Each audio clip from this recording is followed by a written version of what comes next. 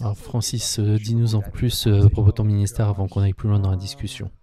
Oh mon Dieu, je ne sais pas quoi dire à propos de moi. Bon allez, ce que je peux dire c'est que j'aime tellement Jésus.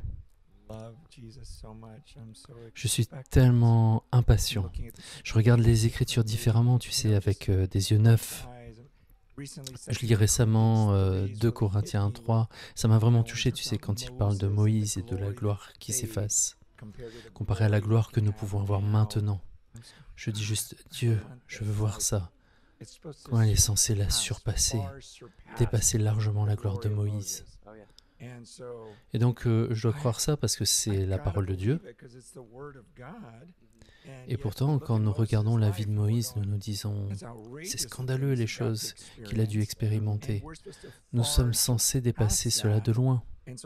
Et donc, je suis maintenant simplement en chemin. Je vais, mon Dieu, là où c'est ta parole. Je considère toujours Moïse avec admiration. J'aimerais juste avoir la même gloire. Je ne sais pas comment décrire. Quand je suis dans le ministère ou autre chose, je suis juste quelqu'un qui croit. Et en écoutant et en suivant la parole de Dieu. C'est tellement ce que je désire. Eh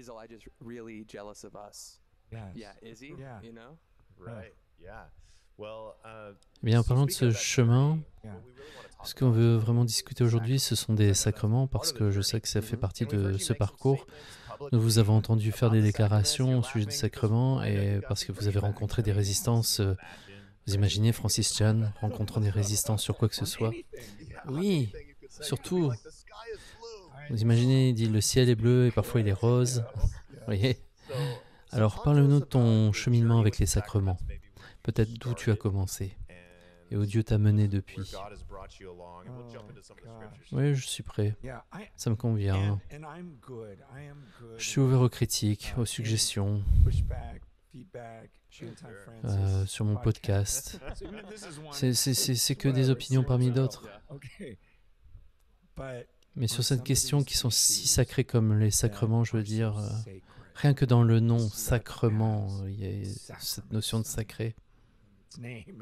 C'est si sacré et j'ai pas respecté cela. Donc en premier lieu, je dois avouer que je me suis repenti. Mon Dieu, j'ai pas pris cela au sérieux. Vous savez, quand j'étais petit, j'ai joué avec la communion. On y collait nos langues. Vous savez, c'est juste, c'est ce qu'on faisait. C'était juste un symbole. Et il y a quelques années, j'étais mis au défi d'étudier les débuts de l'Église. Toute votre histoire d'Église remonte-t-elle seulement aux 500 dernières années? Savez-vous même ce qui s'est passé au cours de ces 300 dernières années? Savez-vous même à quoi ressemblait leur rassemblement quand on en parle dans le Nouveau Testament? Que faisaient-ils? Qu'est-ce qu'ils ont fait? Ils n'avaient même pas les mêmes groupes de louanges. Qu'est-ce qu'ils ont fait? Je viens juste de commencer à étudier. Et quand j'ai vu la centralité de l'Eucharistie ainsi que l'étude des Écritures, et j'ai regardé à certaines des choses que Paul dit dans les premières épîtres aux Corinthiens 10 et 11, et je suis en train de me dire, Seigneur, c'est effrayant. Je suis tellement désolé, j'ai manqué cela. Et bien cela m'a simplement envoyé dans ce cheminement pour étudier de plus en plus les Écritures et étudier l'histoire de l'Église. J'ai commencé à me demander à propos de ce que je croyais. Qu'est-ce que je croyais à propos de ce sacrement? Pourquoi j'ai pensé que c'était juste un symbole que l'on prend une fois par mois ou quoi que ce soit d'autre. Et j'ai compris que c'était ce qu'on m'avait enseigné. Je n'ai jamais vraiment étudié l'histoire de l'Église, surtout l'histoire de l'Église du début. Je veux dire, c'est vraiment les premiers 1500 ans de l'histoire de l'Église où la communion, l'Eucharistie était au centre. Et tout le monde croyait, tout le monde croyait, tout le monde croyait dans la présence réelle du Christ, dans ce pain et cette coupe.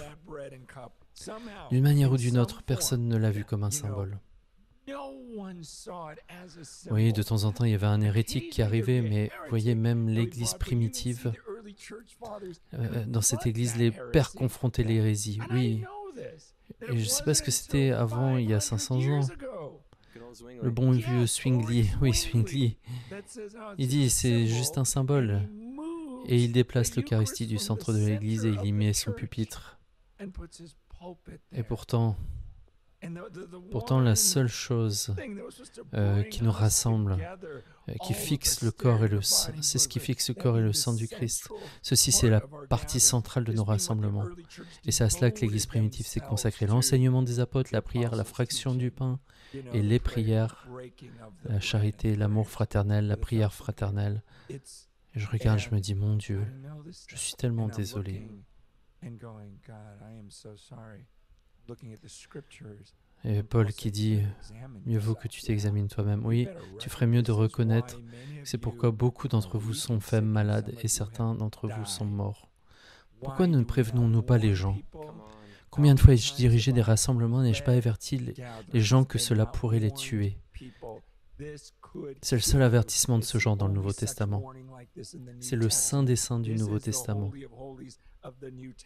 On n'y entre pas comme ça, absolument pas. Et maintenant, je suis là, ça doit être au centre. Nous nous préparons donc pour cette grande réunion que nous allons avoir.